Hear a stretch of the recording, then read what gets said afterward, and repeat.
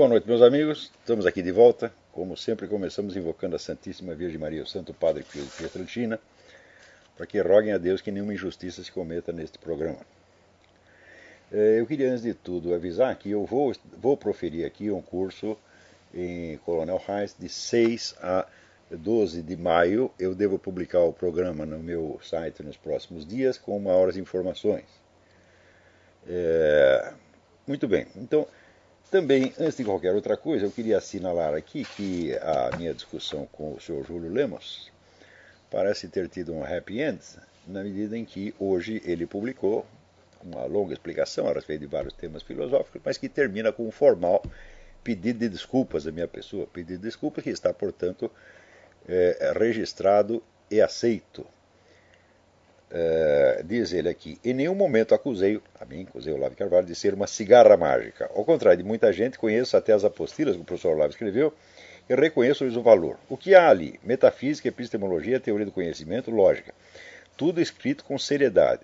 Fica registrado meu pedido de desculpas pelo que alguns consideraram uma indireta. Então, muito bem. Alguns consideram não. Júlio, vamos falar o português certo. Claro que foi uma indireta, se você se refere, né? Vamos dizer, classifica entre as cigarras mágicas, aqueles que, entre aspas, investiam conspirações no seio do Foro de São Paulo, fecha aspas. É evidente que você está se referindo à minha pessoa. Por quê? Porque não há nenhum outro autor de livros de filosofia no Brasil que tenha investigado o Foro de São Paulo e sido tão acusado de teórico da conspiração por isto. Também havia uma segunda alusão. Ele diz, aqueles que se autonomeiam filósofos. Ora, o termo autonomeado foi usado e abusado com relação à minha pessoa durante 10 anos e a nenhuma outra. Né? Portanto, havia duas referências, não foram indiretas. Assim, o Júlio escreveu isso aqui, num momento de desatenção, deixou passar aquilo, tá certo? Talvez sem notar o quanto estava sendo ofensivo, e depois o que fez? Retirou a menção ao Foro de São Paulo de modo a dar à coisa, retroativamente, um ar de afirmação genérica. E depois diz, não, eu falei genericamente, alguém vestiu a carapuça porque quis. Não, a carapuça estava lá, meu filho, moldada exatamente na minha medida e nada de mais ninguém. Então, ele fez a ofensa e depois tentou retroativamente apagar. A coisa é feia, foi muito feio o que ele fez. As duas coisas foram muito feias. Mas depois botou a mão na cabeça e primeiro apagou. E agora pediu desculpa. Devia ter pedido desculpa em primeiro lugar. Falou, aqui, Olavo, não estou me referindo a você, desculpa a vergonha que eu passei, acabou o problema. Tá certo? O que me irritou foi justamente o fato de ter apagado a coisa retroativamente. Porque já tinha ficado no ar vários dias. Quer dizer, você espalha uma coisa, uma indireta venenosa contra um cara. Deixa ela vários dias, depois você apaga metade dela para dar a impressão que você está falando genericamente. Então, a primeira providência que o Júlio tomou foi muito feia, pior do que eu fiz. Mas agora está pedindo desculpa, está tudo certo, Júlio. Não tenho nada contra você, podemos continuar discutindo assuntos. Agora sim, assuntos filosóficos. Por quê? Aviso, tá? Quer discutir filosofia comigo? Então não vem com sacanagem. Porque primeiro eu removo a sacanagem. Quer discussão filosófica? Muito bem, mas primeiro eu vou remover a sacanagem. É isso aí, que nem o seu Sidney Silveira. Primeiro espalha a mentira a meu respeito e daí começa com grandes discussões filosóficas. Não, não aceito. Primeiro limpa a sujeira. Você vai entrar na minha casa, limpa o pé na porta. Daí discutimos qualquer coisa educadamente, sem problema nenhum. Olha, eu já tive 1000 discussões com um queridíssimo amigo meu, embaixador Meira Pena, vivo discordando do Meira Pena. Isso não é problema nenhum. Agora, a pessoa primeiro ofender e depois querer vestir na gente a camisa de força. Não, você responda polidamente. Isso não dá para fazer. Porque é o seguinte, a coisa que eu mais desprezo no mundo são indiretas. Eu, quando tenho que dizer que o sujeito é filho da puta, eu digo, você é um filho da puta, está aqui a foto da sua mãe no puteiro, tá certo? Está aqui o nome, CPF, RG do cafetão, registro na carteira, tá certo? De profissional do SECSU. Então está aqui. Então, é assim que eu falo, foi assim que minha mãe me ensinou, tá certo? A minha mãe sempre foi uma mulher de enorme coragem, tá certo? É uma mulherzinha de 1,20 m, mas até já se atracou com um ladrão na rua para defender a pessoa. Né? E saiu uma vez, tinha uns moleques lá, já adolescente, batendo um priminho meu, quebraram o nariz dele. A véia saiu na rua dando porrada em todo mundo. Né? Então, desde pequeno, eu aprendi com a dona Anice, tá certo? Essa pessoa admirável, maravilhosa, minha querida mãe. Né? Então, covardia não, indireta não, fofoca não. O que tem que falar, fala na cara e depois aguenta, porra. Sempre fui assim. Né? E esse negócio de indireta, se for genérico, pior ainda, porque às vezes é o genérico, assim, não tem nome de destinatário, mas tem o endereço certo. Isso é como nesse caso. Mas agora está limpo, Júlio, então podemos continuar discutindo seriamente. Aliás, nesse escrito que ele publicou hoje, ele mostra que ele concorda comigo em praticamente tudo. Tem só um ou dois pontos ali que tem uma divergência. Então, eu também queria assinalar aqui um artigo importante do Joel Pinheiro, publicado na Dicta, sob o título de Méritos e Deméritos da Filosofia Acadêmica no Brasil. Então, estou preparando um escrito analisando a questão com bastante cuidado. Mas só para informação preliminar dos interessados, né, ele diz assim, olha, o ensino de filosofia na USP até que não está ruim, eles ensinam a gente a ler os principais autores, ensinam análise de texto, etc, etc, e tudo isso é muito bem feitinho. Né? Agora, o problema é que não há espaço para discussões, então não se estimula a criatividade, a opinião pessoal, então não sai de lá nenhum filósofo. Bom, isso é verdade? Isso é metade da verdade. Por quê? Evidentemente, o que falta ali não é espaço para discussão.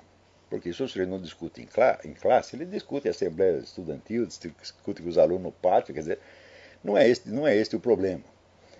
Né? O que falta é o verdadeiro ensino da filosofia. Porque o que se transmite na USP e em todas as faculdades do Brasil que eu conheço, até onde eu conheço, parênteses, confesso que eu só acompanhei a produção intelectual da USP até uma certa data.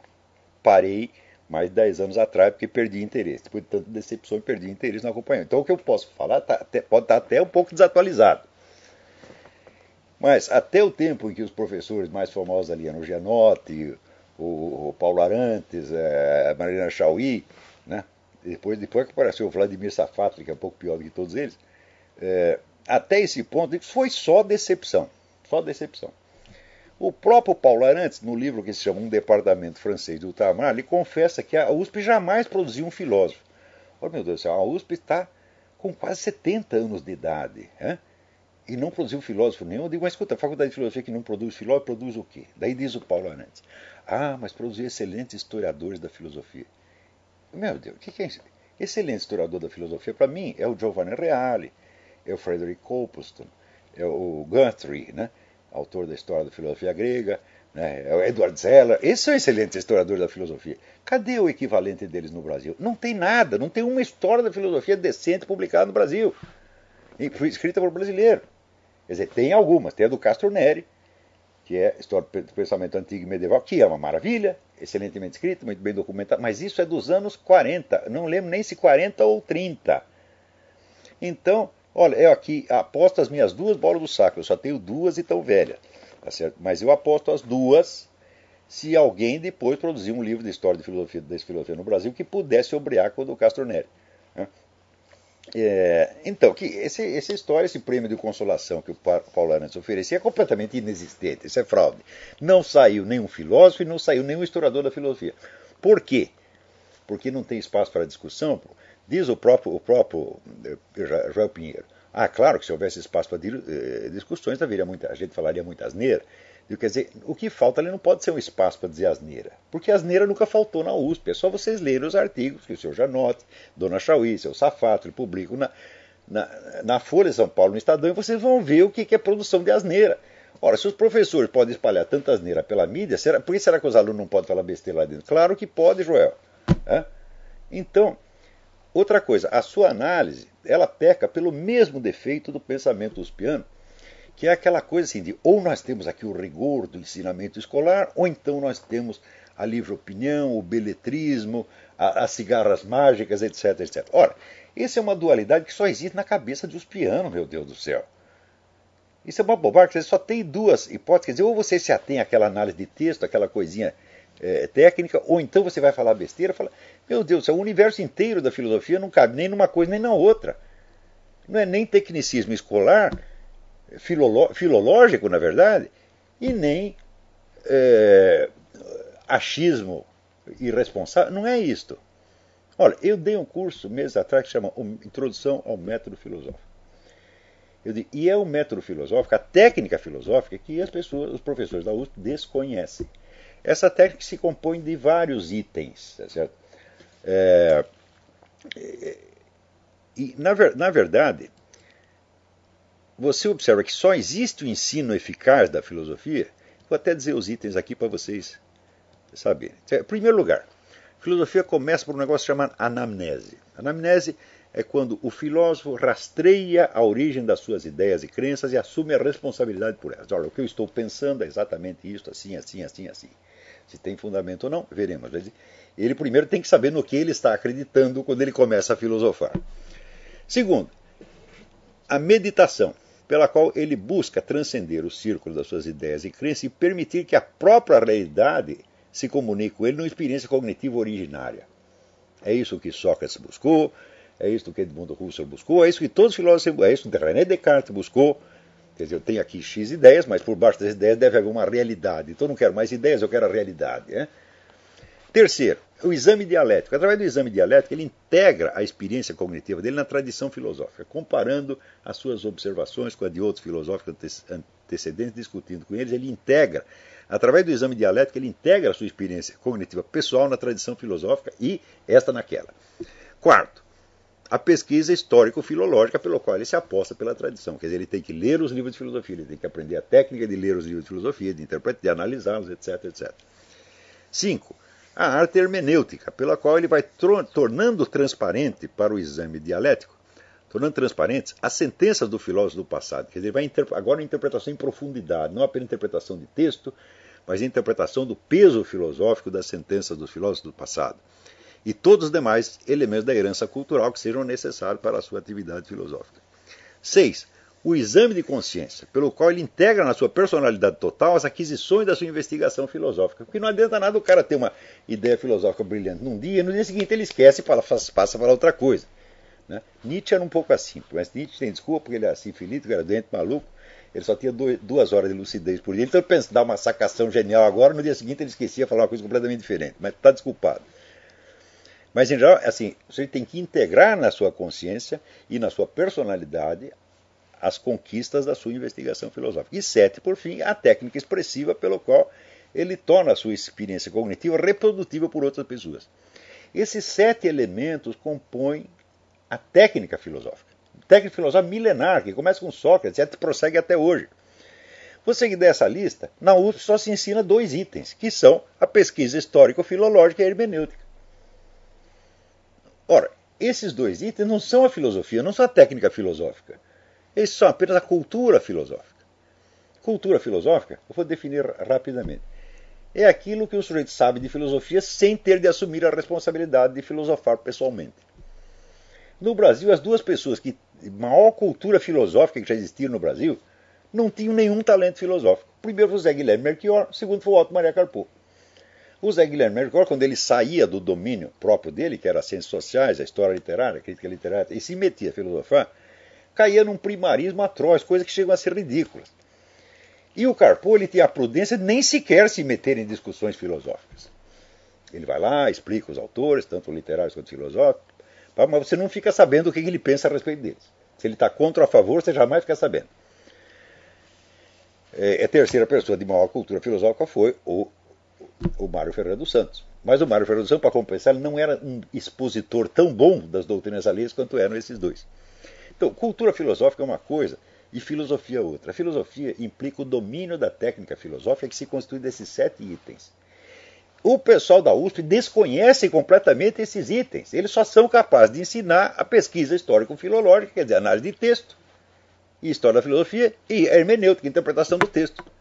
Não passa disso. Então eles estão transmitindo o quê? Filosofia? Não, meu filho, estão transmitindo apenas cultura filosófica, qual é apenas um elemento do conjunto.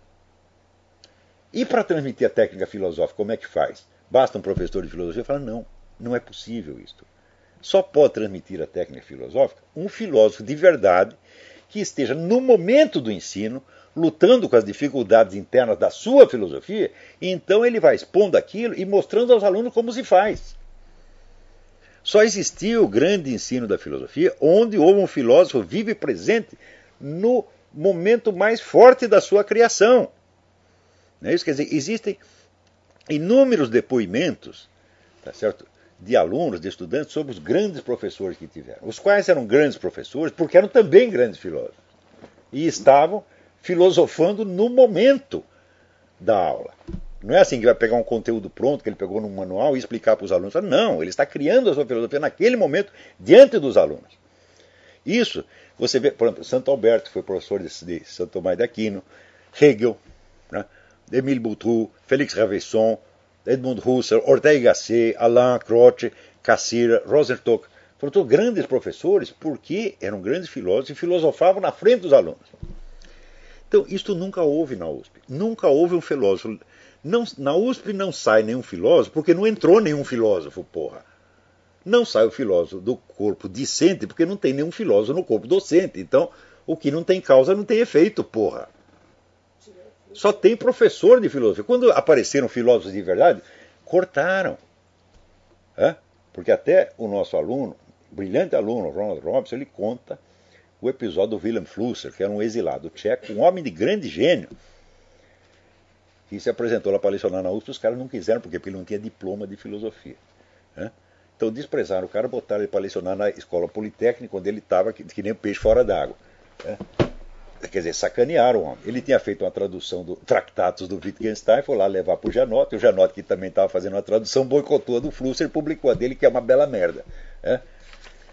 Então, o Flusser, depois de tantas frustrações no Brasil, o que ele fez? Foi para a Alemanha e virou um dos filósofos de maior sucesso no meio universitário alemão. Ninguém perguntou se eu tenho diploma, cadê seu diploma? Não, cadê sua filosofia?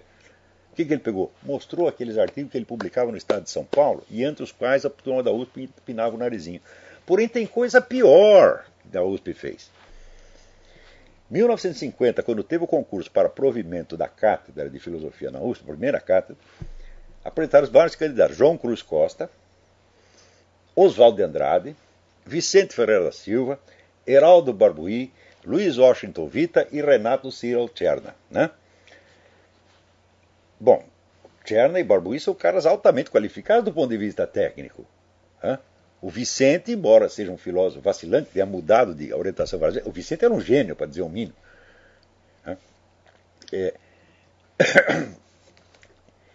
O Oswaldo de Andrade, bom, Oswaldo de Andrade não era nenhum filósofo, esse era uma cigarra mágica mesmo, era um homem que tinha sacações geniais, mas sem nenhuma consistência filosófica. Mas, de qualquer modo, era um homem de gênio também. Bom, o que a USP fez?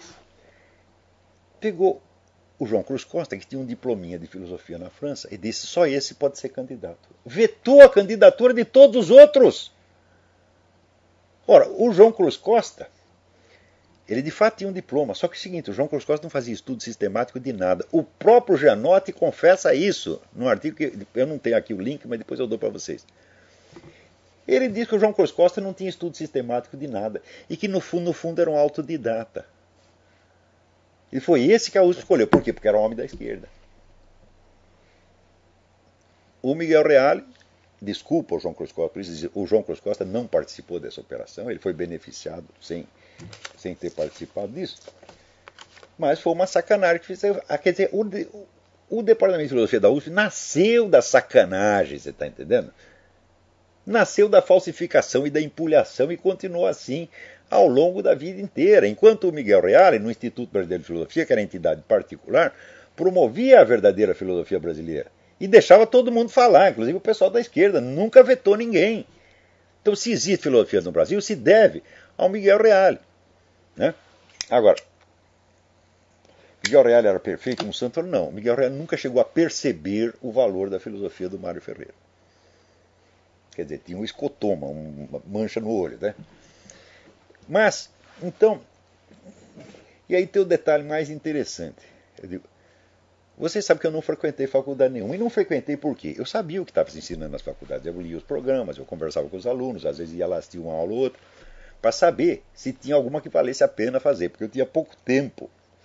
Eu já tinha que trabalhar, tinha filho para sustentar, então eu tinha pouco tempo. Eu falei, bom, então eu tenho que escolher só o que tem de bom. Depois de muitos anos e muitas desilusões, finalmente descobri um negócio chamado Conjunto de Pesquisa Filosófica na PUC do Rio de Janeiro, dirigido pelo padre Stanislaus Laduzans, que era um filósofo estoniano, amigo pessoal do Papa, que o havia delegado para vir na PUC do Rio de Janeiro e tentar abrir um espaço para o catolicismo na Universidade Católica. Então, como não deu para fazer isso no departamento de filosofia, ele abriu outro departamento, chamado Conjunto de Pesquisa Filosófica. E lá ele dava um curso. Acontece o seguinte, o Padre Las Anjos não era um professor de filosofia. O Padre Las Anjos era um filósofo em plena atividade criativa. Ele era um discípulo de Edmund Husserl e Max Scheler, empenhado em fazer uma síntese de fenomenologia e tomismo, mais ou menos na linha que ao mesmo tempo estava sendo feito pelo Cornélio Fabro, que é um gênio, né? Então eu vi o Padre Las Anjos, eu li as coisas dele, eu ouvi, eu falei, pô, pai, tá aí um filósofo, a coisa está sendo feita diante dos nossos olhos, né? Então é aí que eu vou.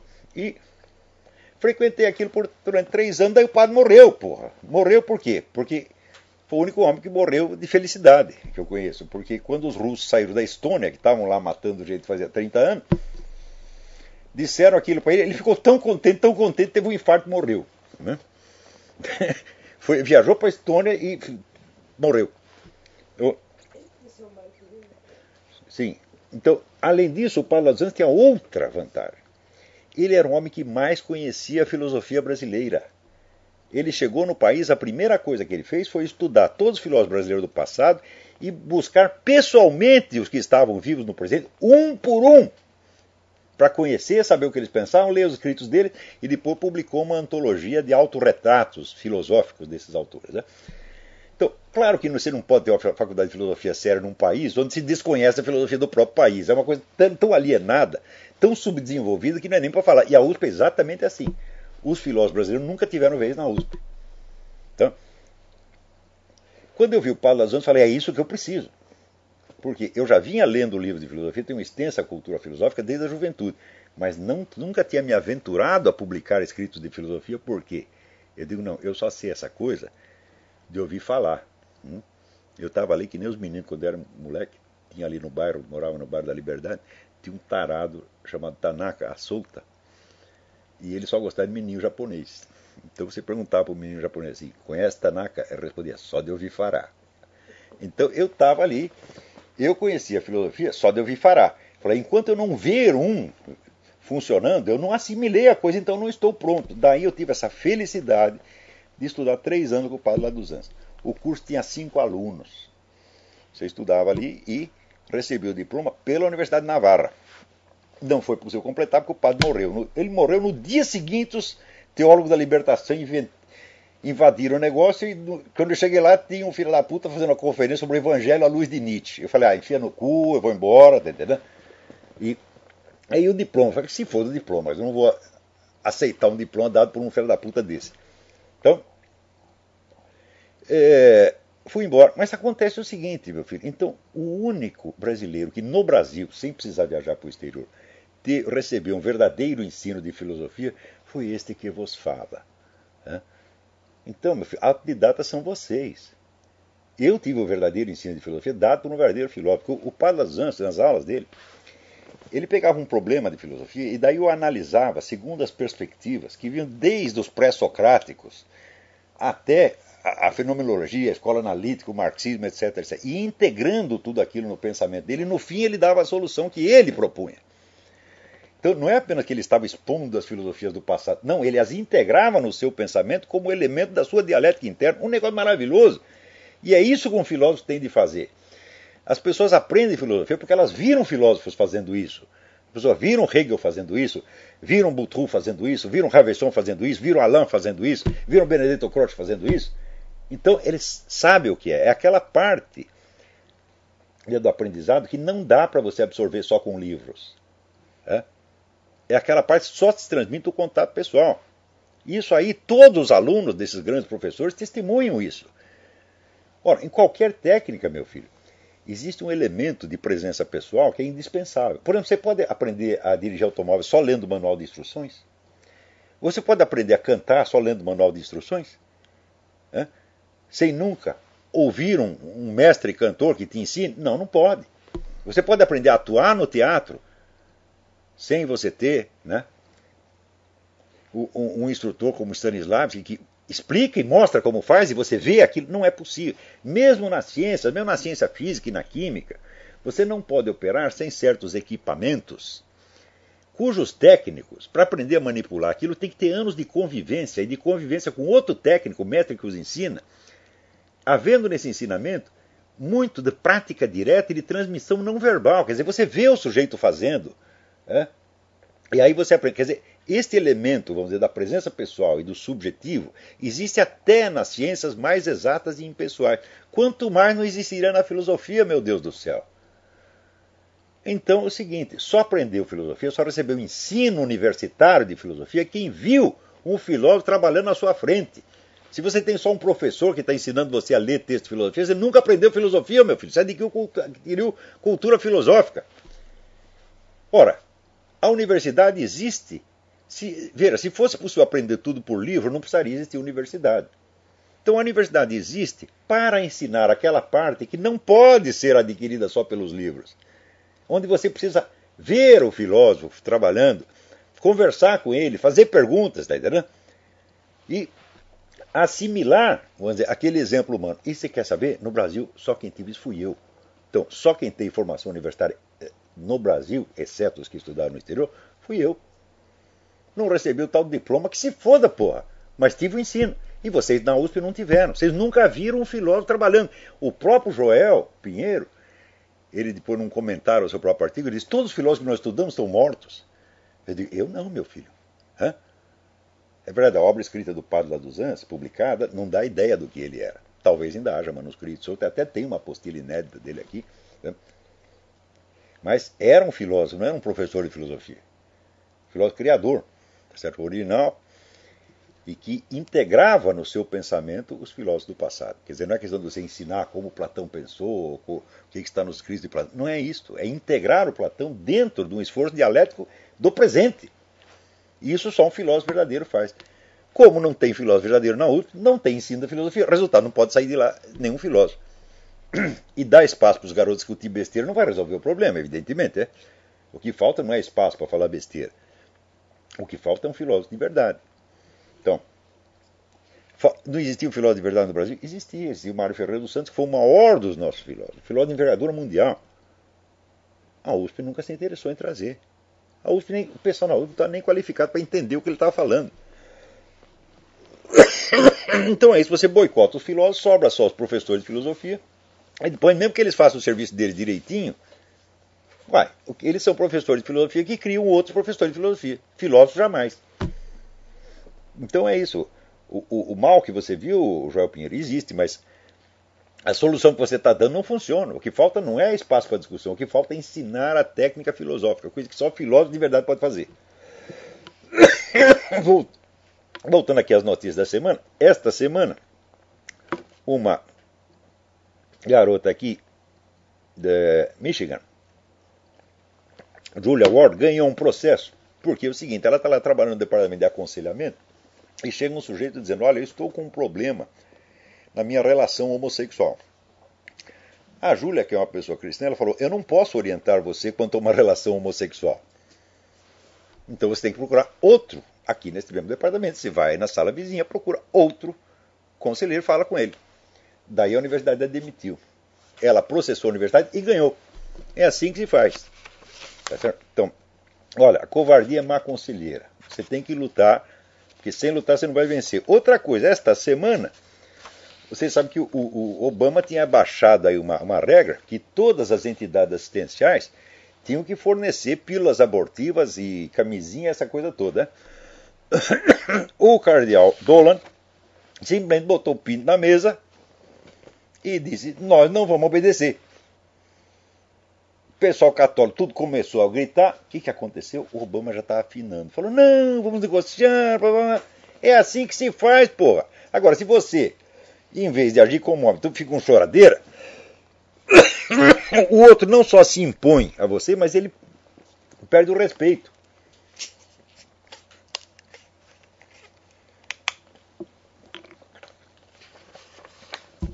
Então,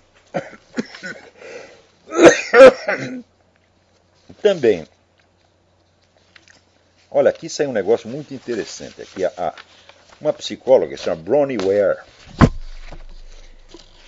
Ela trabalha assistindo pessoas que estão no leito de morte. E ela, ao longo dos anos, foi anotando quais são os arrependimentos mais comuns das pessoas. Se perguntar assim, do que você se arrepende na vida? Ela anotou 5 pontos. Ela disse: primeiro, eu gostaria de ter tido a coragem de viver uma vida verdadeira, não a vida que os outros queriam de mim. Segundo, eu desejaria não ter trabalhado tanto. Terceiro, eu gostaria de ter tido a coragem de expressar os meus sentimentos. 4, eu desejaria ter estado mais em contato com os meus amigos. E 5, eu desejaria ter me permitido ser mais feliz. Note bem, esses 5 arrependimentos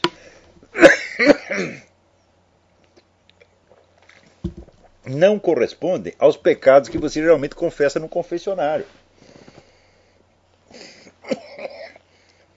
Mas, examina bem, todos eles estão dizendo o seguinte: eu faltei com a verdade da vida. Eu não fui eu mesmo, eu não fui sincero. E isto, meu filho, atenta contra o primeiro mandamento. Porque Deus é a verdade, e Deus não quer fingimento. Deus não quer que você se faça de bonzinho. Você está entendendo? Ele quer a sua sinceridade profunda. Em primeiríssimo lugar, você tem que ser verdadeiro para com Deus. Às vezes a gente não pode falar toda a verdade para todo mundo. Não é isso? Mas, para Deus e para você, e falar para você mesmo, é falar com Deus. É aquele verso do Antônio Machado: quien habla solo espera hablar a Dios un día. Então, ser sincero para você mesmo é a primeira condição. Então, o que eles todos estão confessando? Falhei contra o primeiro mandamento. Não amei a verdade. Amei mais a aparência, a conveniência. Então, vocês, meus filhos, quando vocês... Às vezes tem gente que me critica, dizendo: não, ele tem um temperamento estourado. Então, isso é besteira. Fez fazer análise psicológica de botequim, porra. Estourado do caralho. Eu sou o sujeito mais calmo, mais paciente do mundo. Quem me conhece sabe disso. Né? Agora, eu falo o que tem de falar, porra. Como dizer, eu não levo desaforo pra casa. Não que eu vou ficar com raiva do cara. Não, não fico com raiva do sujeito 3 minutos. 3 minutos eu esqueço do dia seguinte. Mas na hora eu tenho que falar. Por quê? Para não pensar mais nisso. Né? O cara disse: tá lá conspirando, teoria da conspiração. Teoria da conspiração, caralho. Vai se fuder. Pronto, acabou. Não penso mais nisso. Agora, vou me fazer de bonzinho, para depois ficar me roendo por dentro, para depois chegar no leito de morte: eu desejaria ter falado a verdade para não ficar engolindo sapo. Para quê? Veja, esse depoimento dela é de uma importância extraordinária. Né? E os pecados que eles cometeram, os outros pecados convencionais, eles já confessaram, já foram confessionários, já confessaram. Mas tem um que eles nunca tinham confessado, confessam no leito de morte. Faltei com a verdade da vida. E isto é violar o primeiro mandamento. É o mais grave de todos. Né? Agora, aqui o Sr. Fernando Henrique Cardoso publica aqui um artigo dizendo: nas últimas semanas apareceram alguns artigos da mídia que ressaltam o silêncio das oposições como um risco para a democracia. É inegável que está havendo uma despolitização da sociedade, não só no Brasil, mas em geral. Isso é falta total do senso das proporções. É só você ver a luta política que você tem aqui nos Estados Unidos. Ou você que até no Parlamento Europeu, vai lá, ouve os discursos do Nigel Farage ou do Daniel Hannan, xingando os caras. Então você vê que tem luta política assim, ardente e explosiva. Agora no Brasil não tem. Então não é a mesma coisa. Ô, senhor Fernando Henrique, o senhor não é sociólogo, não é cientista social, o senhor não tem o senso das proporções. Você vê aqui o que a oposição fala do Obama, as coisas horríveis que eles falam do Obama. Você vê a luta briga de foice no escuro dentro do Partido Republicano para saber quem vai ser o candidato. Como é que está havendo a despolitização da sociedade, meu Deus do céu, no mundo inteiro? Fala, não, existe um pouquinho disso em toda parte, mas no Brasil é total. Quer dizer, a esquerda imperou, eliminou todos os seus concorrentes, calou a oposição ao ponto de que já não é possível nenhuma oposição. A oposição não tem sequer uma linguagem, já não pode nem começar a falar. Quando começa a falar, já tem que copiar todo o vocabulário do adversário, porque não tem um próprio. Seu diagnóstico está 100% errado, seu Fernando Henrique. Mas também, coitado, estudando na USP, pô. Que a gente, não tem culpa dele, é? Tem alguém na linha aí. Alô, quem é?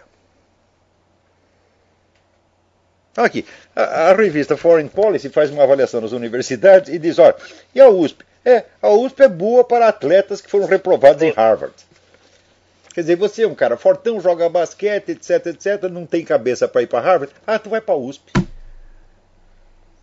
Tá vendo o que é a USP? Alô?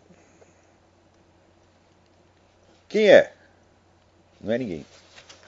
Então, diga agora o cálice para sempre. Já se calou para sempre. Então, aqui. A Ioane Sanches, a blogueira cubana, diz que está decepcionada com a Dilma. Falou, ô dona, a senhora não lê jornal brasileiro, não? A senhora não sabe o que está acontecendo no Brasil? Não sabe que esse pessoal é tudo parente do Fidel Castro, porra? Que pedir asilo político pro Brasil, sair de culpa pro Brasil. Pô, isso aí é sair correndo do Satanás e pedir socorro ao Beelzebub, pô. A senhora não sabe disso? Mas quanta ingenuidade, meu Deus do céu. Peraí, alô, tem alguém na linha? Alô? Sim, quem é? Quem vos fala é Paulo, da Itália. Paulo, tudo bem? Tudo bem, grande mestre? Diga. Olha, eu não tenho problema nenhum de ser chamado de Olavete, viu? É um grande prazer. Mas até o Meira Pena, que é um homem de quase 100 anos de idade, o grande escritor brasileiro Meira Pena, ele diz, eu sou uma Olavete. É que nem o John Kennedy em Berlim, Ich bin ein Berliner. Ele diz, Ich bin ein Olavete. Tá certo. Falando em Fernando Henrique, ele corre o risco de pertencer ao grupo da Comissão da Verdade, viu? Oh, mas que maravilha, hein? E falando um pouquinho de religião, mestre, a Igreja Universal lançou o seu cartão de crédito, da bandeira Visa. Cartão de crédito? Os dízimos também poderão ser pagos no crediário em nome de Jesus. Agora ninguém segura mais os pastores. Mas que maravilha! Isso aí era um sujeito que morreu, mas ele é tão avarento que ele quis ser enterrado com todo o seu dinheiro no caixão, daí encheram de dinheiro no caixão, daí chegou lá na hora do espetalhão e falou, não, mas peraí, isso aí vai ficar muito apertado, desconfortável, me dá o dinheiro aqui que eu dou um cheque para ele lá no céu, ele desconta. Né? É a mesma, pegou o dinheiro e foi embora. Então isso aí é a religião desse Bispo Macedo é assim mesmo. Mestre, agora uma pergunta. Diga. Da mesma forma que na Igreja Católica houveram diversas infiltrações de pessoas com a intenção de denegrir a imagem da Igreja, o senhor acha que isso também está acontecendo na Igreja Evangélica Brasileira? Mas de monte, você tem toda a razão, isso está acontecendo o tempo todo. Tem muito cara que a presença dele lá é tão vergonhosa que a gente pensa, não, esse cara entrou aí só para desmoralizar a igreja, porra. Mas tem muitos assim. Aqui nos Estados Unidos você vê isso e no Brasil também. Aqui até mais. É assim, é a teologia marxista, a teologia gaysista, a teologia abortista. É claro que o sujeito sabe que ele está contra. Então, é o inimigo infiltrado que faz o mal para a instituição e a instituição ainda leva a culpa. É que nem o Barack Obama na presidência dos Estados Unidos. Tudo que ele está fazendo contra os Estados Unidos, que é contra os outros também, os Estados Unidos aqui leva a culpa. Sempre foi assim. Peraí, tem mais alguém aí na linha?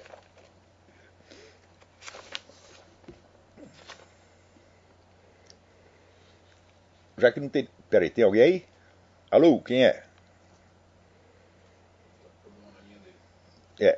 Então, olha aqui. O sociólogo italiano Massimo Introvigni, que é um dos grandes estudiosos do estado das religiões no mundo contemporâneo, disse o seguinte, que anualmente estão sendo assassinados 105 mil cristãos nos vários países. Isso quer dizer um cristão a cada 5 minutos.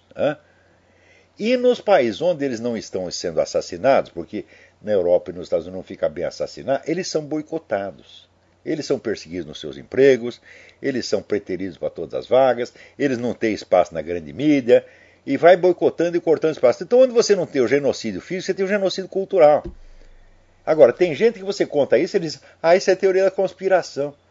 Teoria da conspiração é o cu da sua mãe, rapaz. Quer dizer, você não sabe discernir um fato quando está na sua cara, porra. Né? Agora, você vê, outro dia, o Barack Obama está aí puxando o saco dessa fraternidade islâmica que está tomando o poder em tudo quanto é lugar. O que a fraternidade islâmica fez no Egito?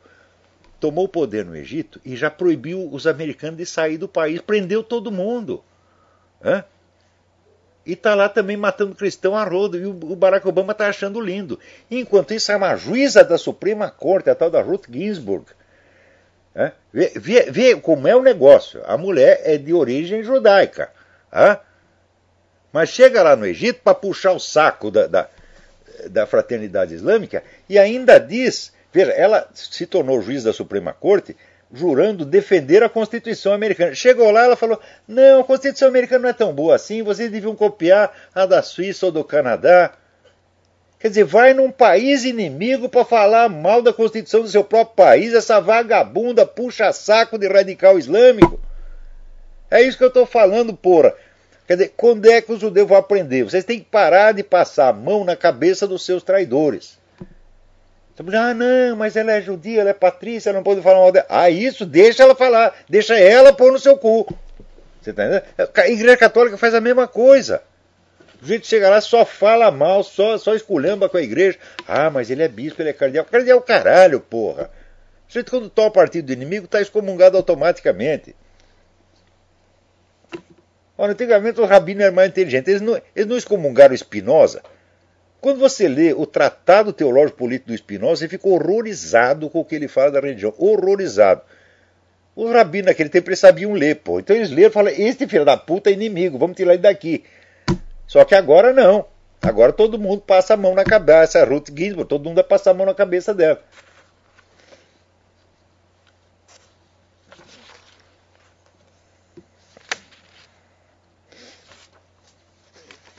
Então,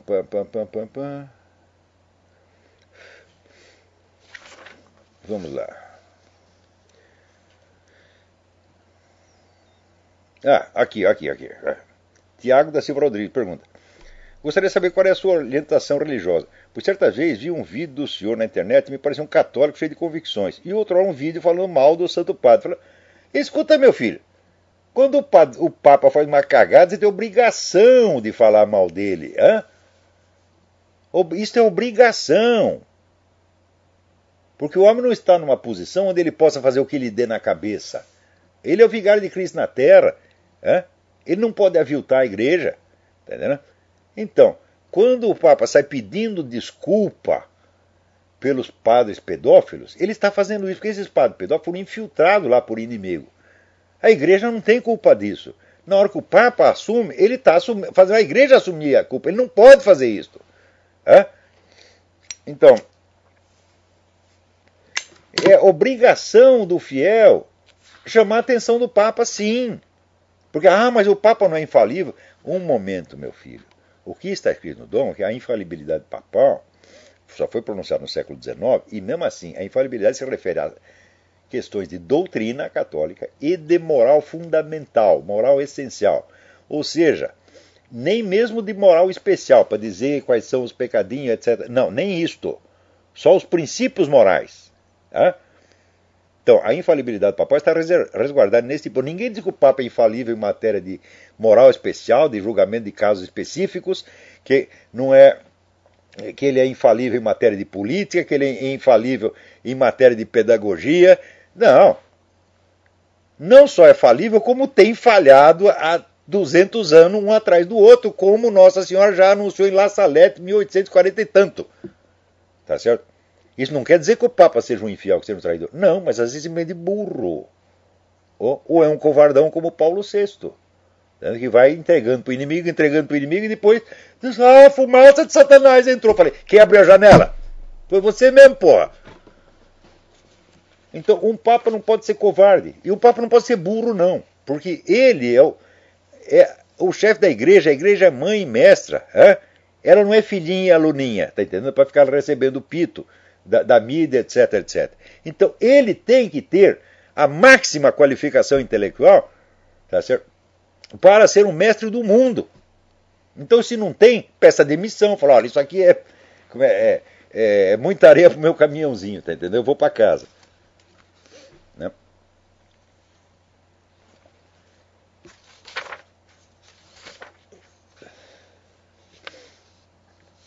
Então, aqui saiu um vídeo que se chama The Third Jihad.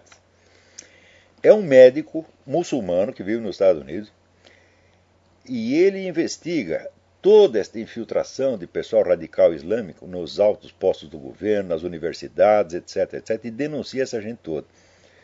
O cara é tão muçulmano quanto eles, ou mais. Só que é o seguinte, é um homem honesto e sabe somar 2 mais 2. Tá, né? Então, não percam este DVD, The Third Jihad. Esqueci o nome do cara agora. Agora, na Venezuela passaram uma nova lei de terrorismo que qualifica todo mundo de terrorista, exceto a turma das Farc e a turma do próprio Hugo Chávez. Isso é uma maravilha. Pois eles não prenderam o Alejandro Pérez-Clusa dizendo que ele é terrorista? Aqui também. Você começa a falar do fim... Aqui você começa a falar do fim do mundo e começa a guardar comida em casa, né? Eu nunca entendi por que guardar comida para o fim do mundo. O mundo vai acabar, não vou comer mais, pô. Né? Vou comer depois do fim do mundo. Mas tem cara que faz isso aqui. Esses caras são considerados terroristas, são uns caras inocentes, meu Deus do céu. Eles só estão querendo comer a comidinha no fim do mundo. O que tem de errado? É impossível, mas não é errado. Peraí, tem alguém na linha aí. Alô? Sim. Olá, tá ouvindo? Perfeitamente. Aqui é o Flávio de Belo Horizonte. Flávio Belo Horizonte, tudo bem? Tudo bem. Aqui, olá, você conhece um antropólogo chamado Roberto da Mata? Conheço. Então, é confiável ler os livros dele? Eu acho que confiado está tudo certinho, mas eu acho muito fraco. Muito fraco? Tem algumas análises interessantes, mas ele não vai ao fundo das coisas, dos problemas, não. Também é um homem inteligente, mas ele quer ficar de bem com todo mundo, o que não é possível. Hoje em dia, o simples fato de você estudar alguma coisa seriamente já põe você contra todo mundo. Felizes tempos em que você podia ser um sujeito letrado e educado ao mesmo tempo. Entendo. Então é só isso, Olavo. Muito obrigado, que Deus te abençoe. A você também. A você também. Agora, eu queria chamar a atenção de vocês para que acompanhem o caso do Coronel Plaças. Tá certo? Que é a maior vítima de injustiça que já houve na América Latina. O sujeito está condenado não é por um crime que ele não cometeu, por um crime que não aconteceu. E sob os pretextos mais vis. A coisa tem tanta novidade que não dá para a gente comentar aqui toda semana. Então vocês procurem no site Yo Creo en Plazas, yo com Y, yocreoenplazas.com, que é o próprio site do coronel. Vocês vão ver que coisa horrível que está acontecendo na Colômbia. Na Colômbia, o eleitorado é maciçamente conservador. Na última eleição, o candidato conservador teve 80 e tanto % dos votos. Né? Ninguém quer saber de Farc, o pessoal odeia as Farc. E, no entanto, a turminha das Farc está lá no aparelho judiciário e na mídia. Eles se encastelaram ali e tem um poder que é desproporcional à sua aprovação pela população. E com base nisso, então, eles estão prendendo todos os militares que expulsaram o pessoal do terrorista que invadiram o Palácio da Justiça e queimaram o Palácio da Justiça em 85. Os terroristas agora estão por cima, eles são ministros, são juízes, etc, etc. E os caras que prenderam eles estão tudo indo para a cadeia.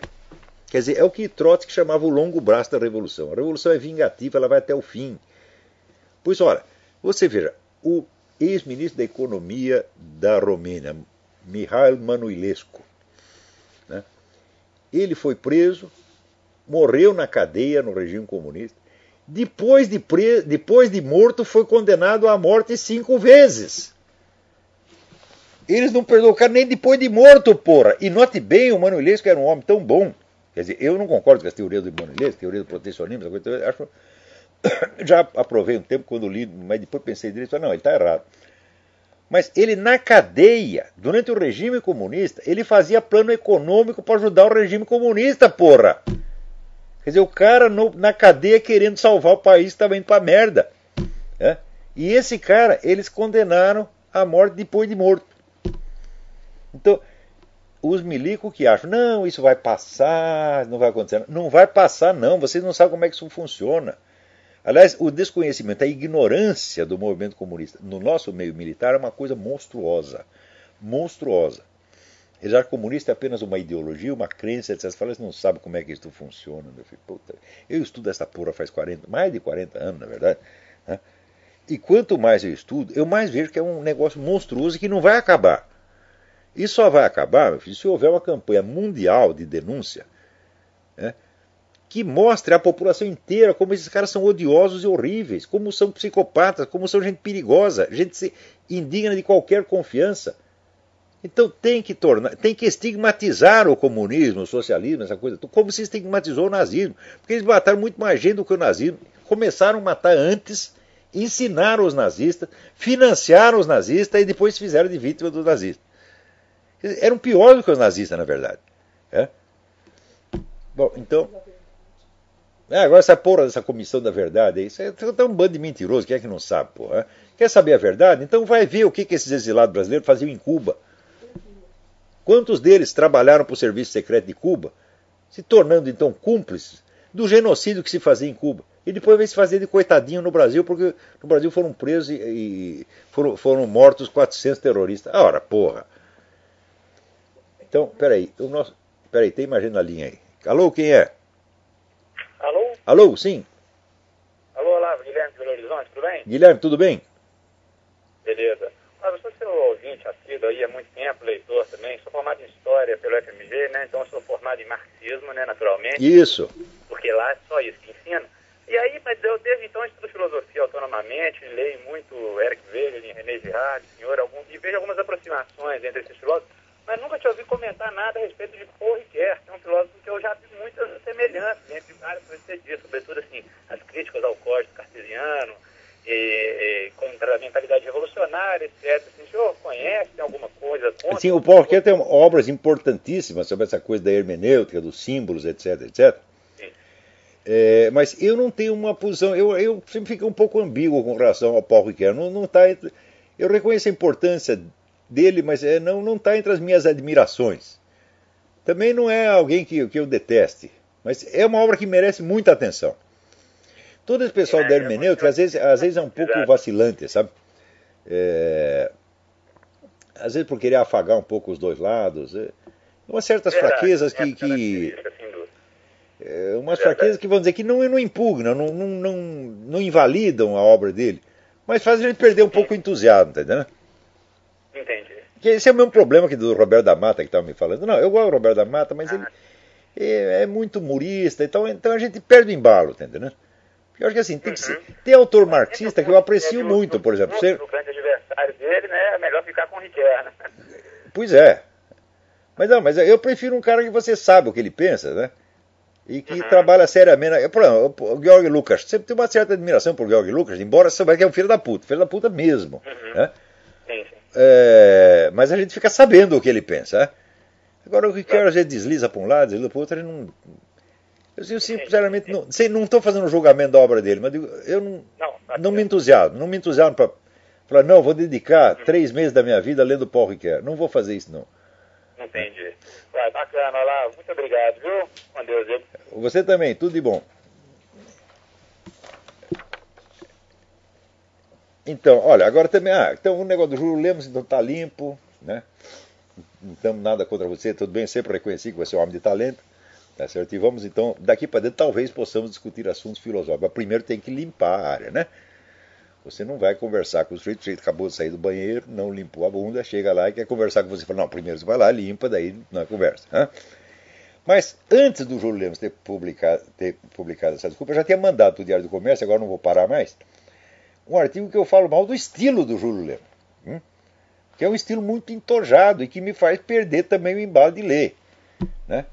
Então, essa mania, por exemplo, de substituir termos vernáculos por termos estrangeiros totalmente desnecessários que só servem para fins de entojamento.